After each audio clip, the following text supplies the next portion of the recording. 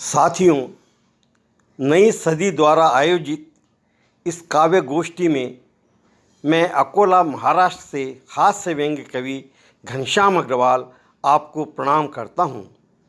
आपके स्वास्थ्य की शुभकामना करते हुए हंसते हंसाने के लिए दो चार व्यंग्य कविताएं देखिए। एक कविता साहब भ्रष्टाचार पर है, जिसके आजकल चर्चे बहुत हैं। भ्रष्टाचार पर मेरी चार पंक्तियां बहुत प्रसिद्ध हुई थी विक्रम और बेताल के माध्यम से। पहले वो सुनाता हूँ कि बेताल के सवाल पर विक्रम से लेके अन्ना मोदी सभी मौन हैं। बेताल के सवाल पर विक्रम से लेके अन्ना मोदी सभी मौन हैं। जब सारा देश भ्रष्टाचार के खिलाफ है, तब साला भ्रष्टाचार करता कौन है। और साहब, बात अन्ना की आई। बरसों पहले अन्ना ने भ्रष्टाचार के खिलाफ बहुत बड़ा आंदोलन दिल्ली के रामलीला मैदान में किया था, आपको याद होगा। उनकी उस वक्त टोपी बड़ी प्रसिद्ध हुई थी। जो भी जा रहा था टोपी पहनकर चला दिल्ली। क्यों? बोले भ्रष्टाचार मिटाना है। बड़े बड़े सेलिब्रिटी पहुंची, गुफाओं में से साधु निकले, हवाओं में से भूत प्रेत निकले। जो भी जा रहा है चला दिल्ली। जोश में आके हमारे शहर से भी दो चार लोग गए। वापस आकर मुझसे कहने लगे, घनश्याम भाई, दिल्ली में अन्ना का जादू चल गया, समझो भ्रष्टाचार मिट गया। बड़े बड़े सेलिब्रिटी आए हैं, हम सब ने भ्रष्टाचार मिटाने की कसम खाई है। हम सब ने भ्रष्टाचार मिटाने की कसम खाई है। मैंने उससे कहा, ये बातें मुझे बाद में बताना, पहले ये बता, तत्काल तो तत्काल में बंद हो जाता, तू बिना रिजर्वेशन दिल्ली गया कैसे? बिना रिजर्वेशन तू दिल्ली गया कैसे भ्रष्टाचार मिटाने को? बोला, कुछ नहीं यार, टीसी को 500 दिए और चला गया भ्रष्टाचार मिटाने को।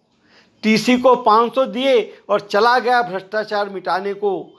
इस पर दूसरा बोला, मैंने भी 500 दिए, टीसी ने जेब में रख लिए।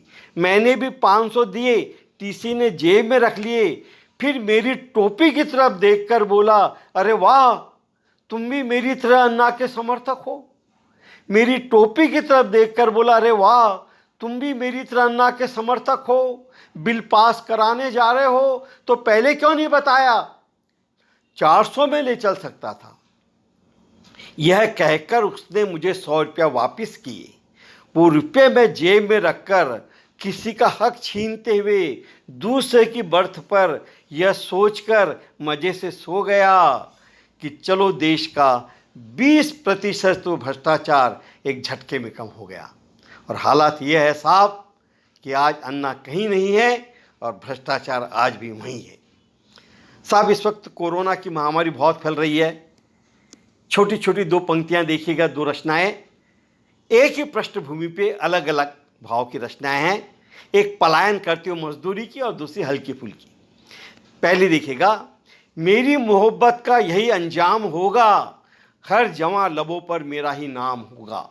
मेरी मोहब्बत का यही अंजाम होगा, हर जवां लबों पर मेरा ही नाम होगा। रांझा की तरह न बेहाल बना अब तक, किसी सोनी का भी न महिवाल बना अब तक। फरहाद की तरह पर्वत को तोड़ा भी नहीं हूँ, मजनू की तरह अपने सिर को फोड़ा भी नहीं हूँ। रोमियो से अलग रहा मेरा रास्ता, शाहजहां के ताज से कुछ भी न वास्ता।